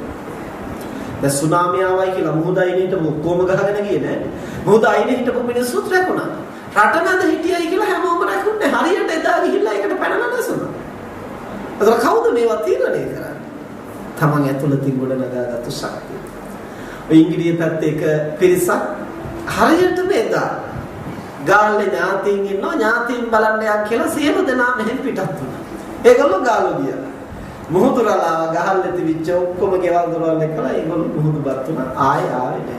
හරියට මේදා ඒ ගාල්ලේ හිටපු ඥාති පිරිස අපි ඉංග්‍රීසි යන් කියලා ඒගොල්ලෝ පිටත් වුණා ඉංග්‍රීසි. මේගොල්ලෝ එහෙට ගියා ඒගොල්ලෝ මෙහෙට ආවා ඉංග්‍රීසි හිටපු කට්ටිය ගාල්ලේ ගෙවල් දොරවල් එක්කලා මුහුදුපත් වුණා. ඒගොල්ලෝ ආයේ නැහැ. අරගොල්ලෝ ඉංග්‍රීසියට එනකොට ඒගොල්ලන්ට ජීවිතේත් රැකිලා ගෙවල් දොරවල් වතු පිටි කවුරුවත් නැහැ. ඒගොල්ලෝ අතන පදිංචි වුණා. හරි මාස්චර්යයි ලෝකයේ ස්වභාවය කර්ම ශක්තිය. ඇයි මෙහෙම වෙන්නේ? මොහොත ගොඩ ගැලුවයි කියලා ලෝකට විපත් පැමුණුනායි කියලා ඒවා ස්වභාවිකව ලෝකේ කලින් කලට එන්නට පුළුවන්. එකෙන් අදහස් කරන්නේ ලෝකෙ විනාශ වෙනවා කියන එක නෙමෙයි. මෛත්‍රී බුදුහාමුදුරුවෝ පහළ වෙනතෙක් මේ පෘථුවිය විනාශ වෙන්නේ නැහැ. ඒක එක්තරා ධර්මතාවයක්. මේ පෘථුවියේ බුදුවරු 5 නමක් පහළ වෙනවා. ඒක නියතයක්. තවම පහළ වුණේ 4 නමයි. මෛත්‍රී බුදුහාමුදුරුවෝ පහළ වෙනතේ මේ පොළොව තල විනාශ වෙන්නේ නැහැ. හැබැයි ඉතින් ඉන්න මිනිස්සුන්ට මොනව වෙයිද කියලා කියන්න බෑ. ඒකෙදි තම තමන්ගේ කර්ම ශක්තිය, අධර්ම බලය, අසත් ධර්මයේ මත තමයි දෝලණය වෙන්නේ. ඒ නිසා මේ කාලේ ස්වභාවික විපත් බහුල වෙන්නට පුළුවන්. මිනිසුන්ගේ අසත් ධර්මයේ වැඩි නිසා, පාපකාරී සිතුවිලි වැඩි නිසා, අනුන් ගැන නොසිතා අනේකට මොනවා වුණත් කවන්නේ මන් රැකුණොත් ඇති කියන මේ ආත්මාර්ථකාමී පටු බවේ මිනිස් මනස කෙලසෙනකොට සබා දහමට දරන්නට බෑ. ඔරොත්තු දෙන්නේ සියල්ල විකෘති වෙනවා. වායුව කැළඹෙනවා, අකලට වහිනවා, කලට වහින්නේ නැහැ, මුහුදු ගොඩ ගලනවා. මේ විදිහේ බොහෝ දුක් විපත් හැමෙනවා කියන බව තථාගතයන් වහන්සේ දේශනා කළා. මේ වරුම පුදුම දේවල් නෙමෙයි. හැබැයි කොයි කාවත් මම ඒකට නතු වෙලා දිවි නැසෙනවාද නැද්ද කියන එක තීරණය වෙන්නේ කොමත් මතද? මගේ කුසල අකුසල කර්ම ශක්තිය සහ මගේ ප්‍රතිපත්තියත් එක්ක. ඉතින් අකාලේ මැරෙන්න සුසු අකුසල අපි සතුව නැද්ද? ඕන තරම් අපි හැම කෙනා සතුව නැති. සසරේ ප්‍රාණඝාත අකුසල් කරලා තියෙනවා ඕන කෙනෙක් අකාලේ මැරෙන්න පුළුවන්. එහෙනම් ඉතින් මේකට පැති ගන්න එක නෙමෙයි කරන්න නැත්තේ බුදුහාමුදුරුවෝ දේශනා කරන තමන්ට ආදරේ නම් ජීවිතේ යාම තුනෙන් එකම එකදිවත් තමන් රැකගන්න පුළුවන් දෙයක් කරන්න. ඒ කුමක්ද? මෙලොව පරලොව සුරක්ෂිත වෙන්නට සුදුසු ප්‍රතිපත්තිය. සුදුසු කුසල් ධර්ම අපි ජීවිතේ සම්පාදනය කරන්න. ඒ සඳහා සුදුසුම කුසල් තමයි ප්‍රාණඝාතයෙන් වැළකීම, අන් අයගේ ජීවිත සුරක්ෂිත කිරීම. අභයදානයේ කුසල. අභයදානය කියවහම ජීවිත මරණයෙන් ගලවා ගැනීමම විතරක් නෙවෙයි. අනිත් අය පෝෂණය කිරීම, අනිත් අය සංරක්ෂණය කිරීම, අනිත් අය ජීවත් කිරීම, අනිත් අය නිරෝගී කිරීම, අනිත් අය නඩත්තු කිරීම, අනිත් අය රැකබලා ගැනීම, මේ හැම දෙයක්ම අන් අයට පැමිණෙන්නට තියෙන දුක් විපත් අවම කරලා එයයි සුවපත් කරන්නට කැපවීම. ඒ අයට පැමිණෙන්නට තියෙන බිය වදුරු වළක්වලා අභයදානයේ දීමේ මහ කුසලයි. ඒ නිසා හැකි හැම මොහොතකම ඝාතනයෙන් වළකින්නට. ඝාතනයෙන් කියලා කිව්වේ මහා මනුෂ්‍ය ඝාතනයන් අපි කරන්න යන්නේ නැහැ. පොඩි පව්කම් වුණා. අපිට හැමදාම වළකින්නට බෑ කියලා හිතෙනවා නම් එක මාසයක් හරියට පුහුණු කරන්න. එක මාස 3ක් හරියට පුහුණු කරන්න. ජීවිත කාලෙම මං සත්තු මරන්නේ නැහැ කියලා හිතාගත්තොත් ඒක ලොකු බරක් වෙන්න පුළුවන් මනසට. මොකද ජීවිත කාලය කොච්චරද කියලා අපි දන්නේ නැහැ. ඒ නිසා අපිට ගුණධර්ම වඩන්න පහසුයි කාල නිර්ණය කරගන්න. දැන් පොඩි දරුවන්ට උනත් ඉස්කෝලේ ගියාම පැය 5ක් උගන්වනවා කිව්වොත් එහෙම කොච්චර බරක්ද? ඒ නිසා තමයි විනාඩි 45යි. එක වැඩ, එක පීරියඩ් එක. එතකොට පැය 5 යනවා තේරෙන්නේ නැහැ. නිසා මේ අපේ මනසට පහසුව ඇති කරන්න අපිට කාලය බෙදා ගන්නට පුළුවන්. මම මේ මාස 3 හරියට ඔක්කොම රකින්න බැරි නම් ප්‍රාණඝාතයෙන් වළකිනවා. හරියට සිහි කල්පනා. මදුරුවෙක්වත්, මකුණෙක්වත්, මැස්සෙක්වත්, කූඹියෙක්වත් නොමරෙන්නට මම මේ මාස 3 පරිස්සම් කරනවා. මාස 3කුත් බැරි නම් එක මාසයක් මම හරියට මේක කරනවා. එතකොට ඒ මාසෙ මට උනන්දු වෙන්න පුළුවන්. හොඳට ඒ ගැන සැලකිලිමත් වෙලා. අනිත් ඔක්කොම පැත්තකින් තියලා හරි ඒ ගැන උනන්දු වෙන්න. අන්න එහෙම පුහුණු වුණාම මේ මාසේ ගත වෙලා අපට බලන්න පුළුවන් මම කොච්චර සාර්ථකව ඒක කළාද මොනවද අඩුපාඩු සිද්ධ වුනේ ඊළඟ මාසේ කොහොමද ඒ අඩුපාඩු හදාගෙන කරන්නේ මෙහෙම පුහුණු වුණොත් අපට නොදැනීම බවක් නොවීම ඕනම ප්‍රතිපත්තියක් අපට කලක් යද්දී පුහුණු කරගන්න මෙහෙම ටිකෙන් ටික පංචශීලයෙන් අපිට ප්‍රගුණ කරන්න පුළුවන් ඊළඟට සත්තුන්ට අභේදානය දෙනවා කිව්වම හරක් නිදහස් කරනවා කියන එක විතරක් නෙමෙයි පුළුවන් වෙලාවට හරකුත් නිදහස් කරන්න හැබැයි තේ කෝප්පේ ඉන්න කූඹියා ඉවතට තියලා ඌට ජීවත් වෙන්න සලස්වනවා කියන එකත් අභේදානය. වතුර භාජනයේ බාත්රූම් එකේ මූණ හොදන්න ගියාම ඉන්න කූඹියා මැරෙන්න නැතුව අයින් කරන්න පුළුවන් නම් ඒකත් ජීවිතයක් නෙවෙයි. ඒක මහා කුසල් දෙයක්. අපට දුක් විපත් පැමිණෙන අවස්ථාවක අපට කරදර එන මොහොතක අපට ලෙඩ දුක් එන මොහොතක අපට මේවා මහා සත්‍ය ක්‍රියාවක් හැටියට අපට අදිෂ්ඨාන කරන්න පුළුවන් මම මෙන්න මේ කුසලය අවංකව මම ප්‍රාණඝාතයෙන් වැළකීලා හිටියා අවංකව මාසයක් ඒක සත්‍යයි ඒ සත්‍ය බලයෙන් මේ උවදුර දුර වෙලා මගේ ජීවිතේ රැකෙන්නට ඕනේ කියලා අපට අදිෂ්ඨාන කළොත් ඒක අනිවාර්යෙන් සිද්ධ වෙනවා තමන්ගේ බිරිඳට තමන්ගේ සැමියාට තමන්ගේ අම්මා තාත්තට තමන්ගේ දරුවාට යම් විපතක් යම් ලෙඩ දුකක් හැදෙන්නට යනවා නම් තමන් සතු ඒ බඳු ශක්තියක් සිහි කරලා තමන්ට අදිෂ්ඨාන කරන්න පුළුවන් නම් අනිවාර්යෙන් රකින්නට පුළුවන්. මේවා ආවට ගියාට කරන්න කියන දේ නෙමෙයි අපේ ජීවිතය අපි පුහුණු කරපු නිසා. අපේ අම්මා මීට අවුරුදු 10කට විතර කලින් අම්මගේ පිත්තාසේ සම්පූර්ණයෙන්ම ඉදිමිලා මුළු ඇඟම ඉදිමිලා හුස්ම ගන්නට බැරුව මරණාසන්න වුණා. රාගම රෝහලට ගෙනිච්චට පස්සේ වෛද්‍යවරු පරීක්ෂා කරලා කිව්වා ඉක්මනින්ම ශල්‍ය කර්මයක් කරලා පිත්තාස ඉවත් කරන්න ඕනේ නැත්නම් පුපුරන්න පුළුවන් එහෙම වුණොත් කෙලින්ම අභාවයටපත් වෙනවා ඒ සයික්මනින් ශල්‍ය කර්මයක් කරන්න ඕනේ කියලා ගන්න පුළුවන් ළඟම දිනයක් ඒ වෙනකොට බොහෝ රෝගීන් ශල්‍ය කර්ම වලට පෙළගස්සලා අසාධ්‍යම රෝගීන් ඒ නිසා දවස් 3කට හෝ 4කට පස්සේ දිනයක් අම්මට දීලා තිබුණා ලෙඩ වැඩි නිසා ගෙදර ගිහිල්ලා ඉස්සරින් දවසේ ඇවිදින් ආපහු රෝහලට ඇතුළත් වෙන්න කියලා තිබුණා. පස්සේ ආලේ අපේ අක්කා කෙනෙක් ඉන්නවා. එහි අම්මා නැවතිලා හිටියා. මට පණිවිඩයක් එවුවා. අම්මට අමාරුයි.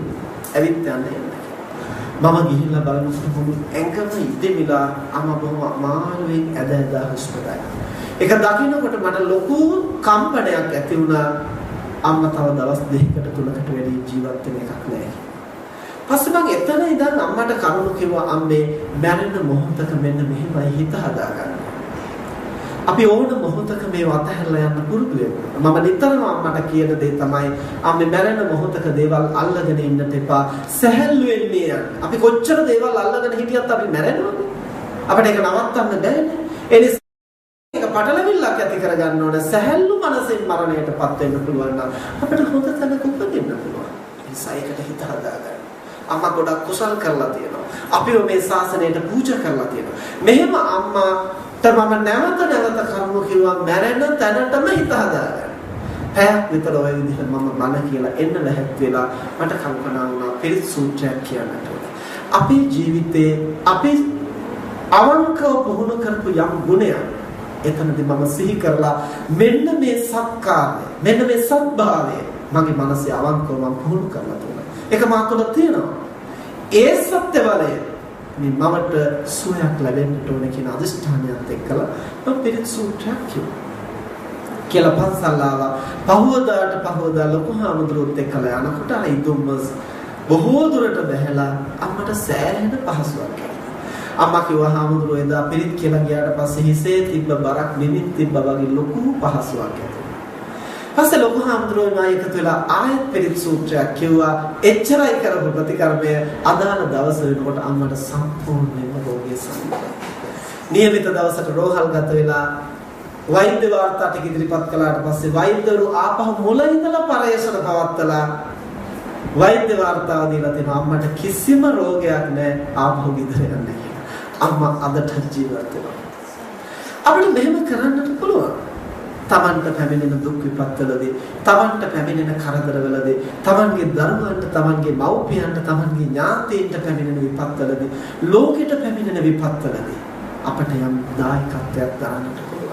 ඉදිරි කාලේ බොහෝ විපත් පැමිණෙන අවස්ථාවලදී තමන් විතරක් නෙමේ ලෝක රකින්නට අපේ චිත්ත ශක්තිය අපිට දායක කරන්නට පුළුවන්. වසරකට වතාවක් විතර අපේ සත්ජන කියලා සංවිධානයක් තියෙනවා. අපි ඒ තුලින් ලෝකේ බොහෝ දෙනා ලක්ෂ ගණනක් දෙනා මනසින් සම්බන්ධ කරගෙන ඉන්න තැන්වල ඉඳලා සම්බන්ධ කරගෙන අපි සත්‍යක්‍රියාවක් මෙහෙවනවා. මේ ලෝකෙට පැමිණෙන විපත් අවම කරන්න.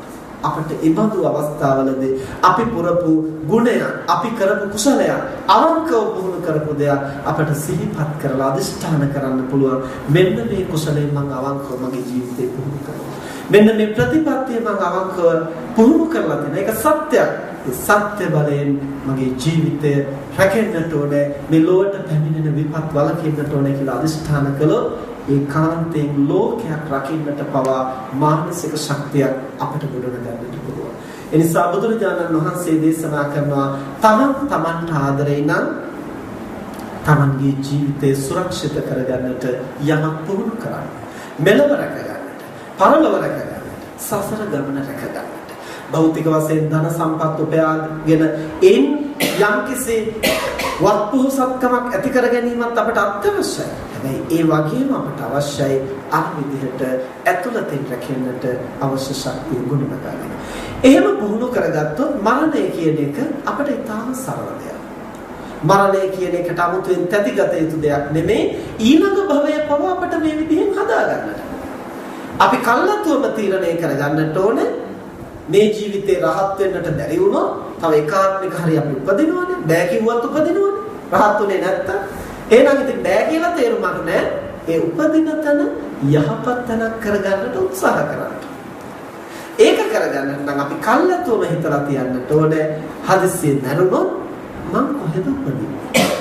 දිව්‍ය ලෝකෙද, මනුෂ්‍ය ලෝකෙද? දිව්‍ය ලෝකෙත් ඉතින් හොඳයි. හැබැයි ඉතින් සැප විඳලා ආපහු එන්නට කරගත්තු කුසල් ටික මුක්ති විඳලා ආපහු මෙහෙන්නට වෙනවා. හරියට සල්ලි හම්බ කරගෙන ට්‍රිප් එකක් ගියා. කාලා දීලා සතුට වෙලා ආයෙත් එනකොට ඔක්කොම ඉවරයි. ආයෙ මොළ ඉඳන් හම්බ කරගන්න. ඒ වගේ දෙයක් තමයි දෙව්ලෝ යනවා. ඕනනම් ගිහින් එන්න පුළුවන්. හැබැයි මනුස්ස ලෝකේ එහෙම නෙවෙයි. ටිකක් දුක්ඛම් කටළු තිබුණා වුණත් කුසල් දහම් වඩන්න මනස ශක්තිමත් කරන්න නිවන් දකින්න ගුණ වඩන්නට නම් සුදුසුම තැන මනුස්ස ලෝකේ. හැබැයි ඉතින් බලහත්කාරයෙන් Tamanට මෙහෙම ප්‍රාර්ථනා කරන්න කියන්න බෑ. Taman කැමති තැනක දෙව්ලෝ පතනවා නම් සම්‍යක් දෘෂ්ටික ධර්මචාරී දිව්‍ය ආත්ම භාවයක් ලබන. මනුෂ්‍ය ලෝකේ උපදිනවා නම් සත්පුරුෂ මෞපිය ඇතුව, කල්යාණ මිත්‍රය ඇතුව, නිරෝගී කයක් ඇතුව, ගුණයට නැමෙන මනසක් ඇතුව උපදින්නට අදිෂ්ඨාන කරනවා. ඒ මොකද අම්මා තාත්තා සත්පුරුෂයෝ වුණොත් දරුවෝ යහමගේයි කියලා හිතන්නට බෑ.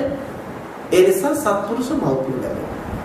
අම්මා තාත්තා සත්පුරුෂයෝ නම් පාප මිත්‍ර ඇසුරකට වැටුනොත් යහපතක් වෙන්නේ නැහැ. ඒ නිසා කල්යාණ මිත්‍ර ඇසුරට ලැබෙනවා. ඔය දෙකම තිබුණත් උපන්න දවසේ ඉඳලා ලෙඩ දුක් වලින් බහුල නම් නිතර ලෙඩ ඇදේ නම් අපිට ගුණ දහම් වඩන්න බෑ. ඒ නිසා නිරෝගී කයක් අවශ්‍යයි. ඔය ඔක්කොම තිබුණත් අපේ මනස ගුණයට නැමෙන්නේ නැත්තම් මොකවත් කරලා වැඩක් නැහැ. ඒ නිසා ගුණ දහමට නැමෙන මනසක් ඇතුව උපදින්න. ඒ නිසා අදුතරමින් මේ කරුණු හතර මොකද්ද? සත්පුරුෂ මෞපිය, කල්යාණ මිත්‍රය, නිරෝගී කයක් සහ ගුණයට නැමෙන මනසක් ඇතුව මනෝලෝකය. ඔය විදිහෙන් අදිෂ්ඨාන කරගෙන දැන් මේ අදිෂ්ඨානේ නිකම්ම සිද්ධ වෙන්නේ මේ අදිෂ්ඨානේ සඵල වෙන්නට නම් සුදුසු කුසලයක්. මගේ ජීවිතේ මම ශක්තිමත් සතුටින් කරපු කුසලයක් මොකද්ද තියෙන්නේ? මේ දැන් කළා වගේ සන්තෝෂෙන් සිහි කරන්න පුළුවන් පින්කම. ඒක මහා සල්ලි වියදම් කරලා කරපු පින්කමක් වෙන්න ඕනේ. මල් ටිකක් පූජා කරපු එක හරි කමක් නෑ, සතුටින් සිහි කරන්න පුළුවන්. සතෙක්ගේ ජීවිතයක් රැකපු එකක්, දානයක් දීපු එකක් මොකක් වුණත් කමක් නෑ. සන්තෝෂෙන් සිහි කරන්න පුළුවන් නම් මේ දැන් කළා වගේ හොඳට නුවණින් සතුටින් කිසිම පළුද්දක් නැතුව තෘප්තිමත් කරපු එක. එහෙම සිහි කරගෙන මම මෙන්න මේ කුසලයයි මරණ මොහොතේ සිහි කරන්නේ අනිවාර්යෙන් මම මෙන්න මෙතනයි ඉපදෙන්නේ. මේ ජීවිතේ රහත් වෙන්නට බැරි වුණොත් රහත් වුණොත් ඉතින් ප්‍රශ්නයක් නෑ, ඊළඟට ආයෙ උපදින්නේ නෑ. අරහත්ත්වයටපත් වෙන්න බැරි වුණොත් තව එක භවයක හරි උපදිනවනේ. ඒක අගාධයකට ඇද වැටෙන්නේ නැති වෙන්න සුදුසු තැනක ඉපදුනොත් තමයි අපිට ඉදිරියට ගුණධම් වල ඉක්මනින් සසර නිමා කරන්න පුළුවන්. මේක මේ භව සම්පත් පතන්නට කියා දෙනව නෙමෙයි. අපි කොහොමත් උපදිනවා නම් ඒ උපදින තැන දුර්වල කරගන්නේ නැතුව ශක්තිමත් තැනක් කරගත්තොත් තමයි අපිට ගුණ වඩලා ඉක්මනින් මේ සසර ගමන නිමා කරගන්නේ. ඉතින් මරණ මොහොතේ මං කොහෙද උපදින්නේ මොකද්ද සිහි කරන්නේ කියලා ඒ වෙලාවේ ඔවා සිහි කරන්න බෑ. ඒ වෙලාවේ ඉතින් කලබලයට තැති ගැම්මට සිහි වෙච්ච එකක් තමයි ඉතින්. මොකක් හරි අපේ මනස කෙලසෙන දෙයක්, පසුතැවෙන දෙයක් සිහි වුණොත් ඉතින් ඒ දුබල මනසෙන් ගිහිල්ලා කොහේ හරි කුණු ගොඩකට තමයි වැටෙන්නේ. එහෙම නොවෙන්නට නම් කල් ඇතුව මේක මේ බාල තරුණ මහලු කියලා නෑ, අපි හැමෝම තීරණය කරලා තියෙනවා. මමත් හිතලා තියෙන දැනටම හදිසියෙන් නරුණොත් අපිට මරණය කියන එක කොයි වෙලාවෙද කියන්න බෑ. එහෙම තමන්ගේ කරපු කුසලයක් තමන්ට සිහි කරගන්න අමාරු නම් හොඳ පින්කමක් සැලසුම් කරලා කරන්නට. හැබැයි අරව මේවා ගොඩක් කරලා තියෙනවනේ කියලා ඔක්කොම බදාගෙන නම් ඉන්නට එපා. මොකක් හරි එකක් තෝරගන්න. ඇයි ඔක්කොම සිහි කරන්න බෑනේ අන්තිම මොහොතේ. එකයි මොකක් හරි. එසා වඩාම සුදුසු එකක් තීරණය කරගෙන හරියට අදිෂ්ඨාන කරගන්න මෙන්න මේ කුසලයයි මම සිහි කරන්නේ අහවල් තමයි. හරියට මේක අදිෂ්ඨාන කරගත්තා. හැබැයි මේක සිහි වේවා කියලා පතනව නෙමෙයි. හරියට අදිෂ්ඨාන කරගන්න. මේකයි සිහි කරන්නේ. ඒක හරියට පුහුණු කරගත්තොත් සිහි නැතුව ඉඳලා මරුණත් බය වෙන්න දෙයක් නැහැ. චුතිසිත ඇති වෙන මොහොතේ අනිවාර්යෙන් ඒ කුසලයේ සිහි වෙනවා. අනිවාර්යෙන් අදාළ අරමුණත් එක්කලා අදාළ තැනට මතු භවයේ උපදිනවා කියන එකේ තේරුම පින්නතුනේ මරණ මොහොතේ ගන්න අරමුණ අල්ලගෙන ඊළඟ සිත පහළ වෙනවා.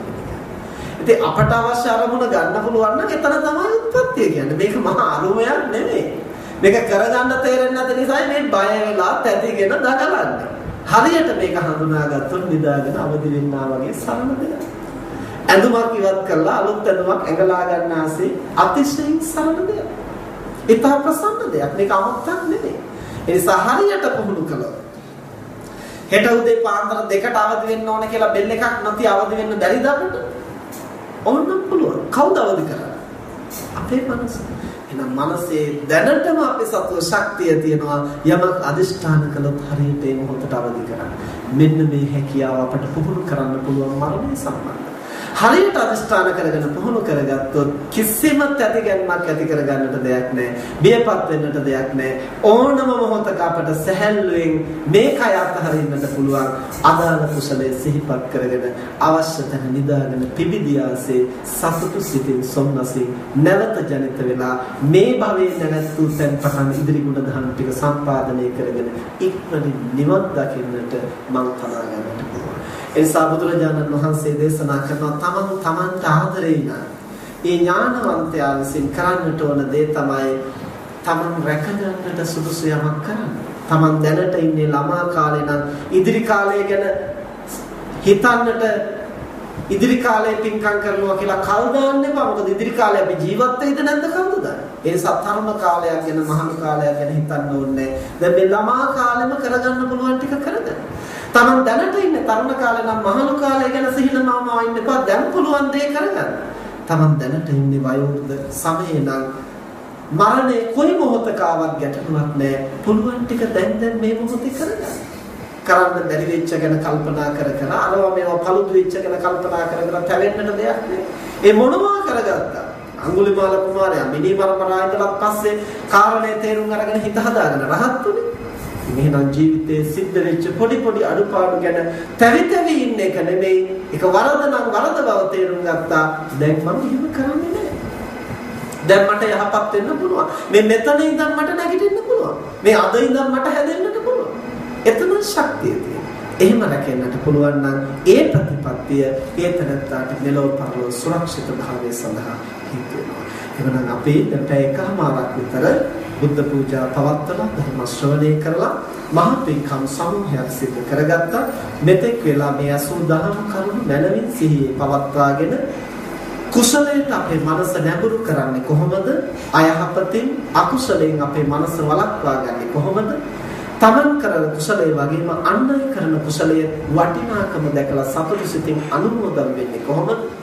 අපි සත්භාවයේ පිහිටන්නාසේ අන් අය යහපතට ගොඩ ගන්නට උදව් කරන්නට පුළුවන් වෙන්නේ කොහොමද? මෙලොව පරලොව තමන් රැකගන්නේ කොහොමද? මතු භවය සකසා ගන්නට හෙවත් අගතියට දුගතියට වැටෙන්නේ නැතිව ඊළඟ ආත්ම භාවය සුවපත් කරගෙන සුවසේ ගුණ නුවණ වඩලා මේ භවයේ හෝ මතු භවයක හෝ නිවන් දකින්නට මං තනාගන්නේ කොහොමද කියලා නිවැරදිව හඳුනාගෙන සුවසේ කුසල් දහම් සම්පාදනය කරන්නට අන් බොහෝ දෙනා කරන කුසල් දහම් සතුටින් අනුමෝදන් වෙන්නට තමන්ගේ ධර්මානුධර්ම ප්‍රතිපත්තිය මනමින් සම්පාදනය කරන්නට හැම දිනාටම ශක්තිය ලැබේවා ප්‍රඥාව අවදි වේවා කියලා අපි ආශිර්වාද කරනවා. මෙතෙක් වේලා ධර්ම ශ්‍රවණය කිරීම තුළින් සිදු කරගත් සියලු කුසල් ලෝසසුන් රක්නා දෙවියන්ටත් මිය පරලෝකීය ඥාතීන්ටත් අපි හැම දිනකටම බුදු පසේ බුදු මහරහතන් වහන්සේ නිවී සැනසී ලැබෙන වදාළ උතුම් වූ නිවනින් සැනසීම පිණිසම හේතු වේවා කියලා ප්‍රාර්ථනා කරනවා. ආකාසට්ඨා ච භුම්මට්ඨා දේවානාගා මහිද්దికා පුඤ්ඤන්තං අනුමෝදිत्वा චිරං රක්ඛන්තු ශාසනං. ආකාසට්ඨා ච භුම්මට්ඨා දේවානාගා මහිද්దికා පුඤ්ඤන්තං අනුමෝදිत्वा චිරං රක්ඛන්තු දේශනං. ආකාසට්ඨා ච භුම්මට්ඨා දේවානාගා මහිද්దికා පුඤ්ඤන්තං අනුමෝදිत्वा චිරං රක්ඛන්තු තං